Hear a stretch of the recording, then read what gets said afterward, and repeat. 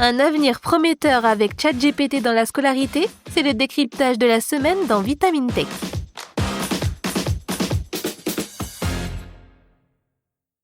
Fin 2022, ChatGPT débarque sur les écrans et dans les devoirs. En quelques semaines, il devient le roi de l'anti-sèche numérique. Rapide, discret, toujours prêt à rédiger à la place des élèves. L'école est face à un choix. Résister ou s'adapter. Bonjour à toutes et à tous, je suis Adèle Njaki et aujourd'hui dans Vitamine Tech, on parle de l'avenir de l'intelligence artificielle à l'école.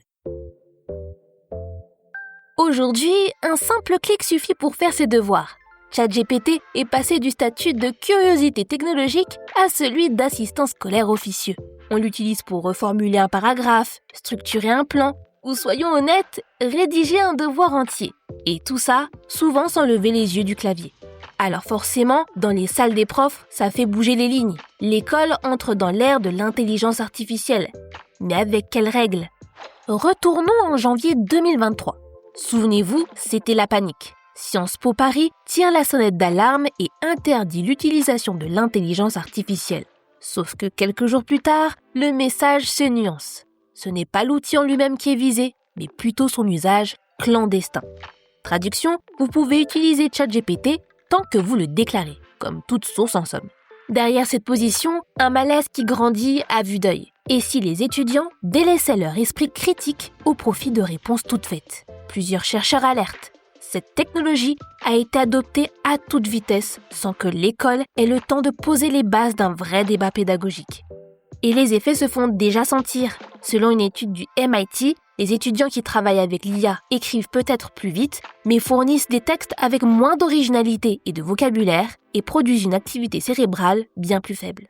Face à ce constat, certains pays prennent des mesures, on peut dire drastiques. En Chine, pendant le Gaokao, l'examen national, les grands noms de la tech ont suspendu leur IA pour limiter les risques de triche.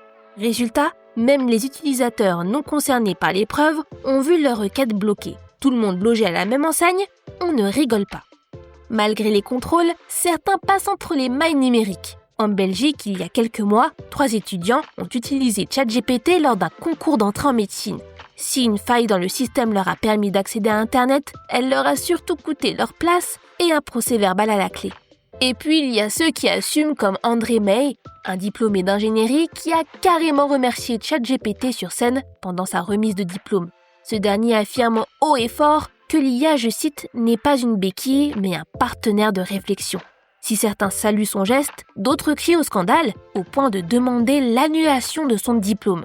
En fait, cette prise de parole révèle quelque chose de plus profond, un fossé entre le monde éducatif tel qu'il fonctionne et les outils que les élèves utilisent déjà au quotidien. Car d'après une étude parue en 2025 sur l'utilisation précoce de ChatGPT chez les étudiants, plus de 70% des étudiants dans le monde utilisent ChatGPT. Alors, une question se pose. Avec un outil qui est déjà en classe, que fait-on maintenant ?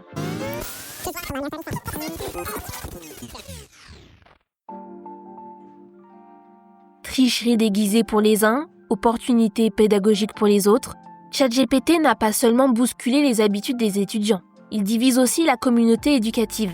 En fait, certaines voix appellent à ne plus faire comme si l'outil n'existait pas. Plutôt que de le diaboliser, il vaudrait mieux l'intégrer de manière transparente dans les pratiques académiques. Pour les travaux écrits, quelques enseignants demandent désormais aux élèves d'indiquer clairement s'ils ont utilisé une IA.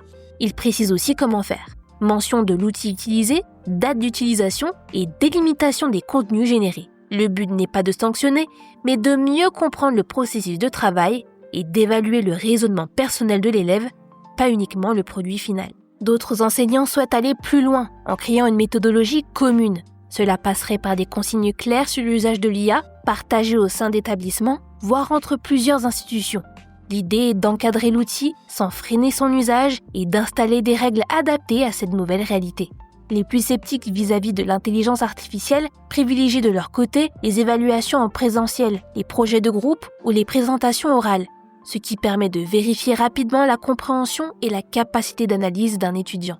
En tout cas, les entreprises technologiques prennent progressivement conscience des enjeux liés à l'usage de l'intelligence artificielle dans le contexte scolaire. Elles reconnaissent que ces outils posent des questions importantes sur la manière d'apprendre et d'évaluer. Pour y répondre, OpenAI, le créateur de ChatGPT, propose une première fonctionnalité pensée pour les élèves, le Study Mode. Une fonctionnalité qui vise à guider les étudiants dans leur réflexion sans leur donner immédiatement la réponse afin de favoriser un apprentissage actif. Mais cette fonction reste optionnelle et l'utilisateur peut à tout moment revenir au mode classique pour obtenir une réponse directe. Son efficacité dépend donc en grande partie de la volonté de l'élève à s'engager dans la démarche. Ce qui est sûr, c'est que ChatGPT dans la scolarité, on va encore en entendre parler. C'est tout pour cet épisode de Vitamine Tech. Pour ne pas manquer nos futurs épisodes, abonnez-vous dès à présent à ce podcast et si vous le pouvez, laissez-nous une note et un commentaire. Cette semaine, je vous recommande le dernier épisode de Futura Santé dans lequel Mélissa Lepoureau vous parle du cadmium, un poison discret présent dans les aliments du quotidien. Pour le reste, je vous souhaite tout le meilleur et comme d'habitude, une excellente journée ou une très bonne soirée et restez branchés.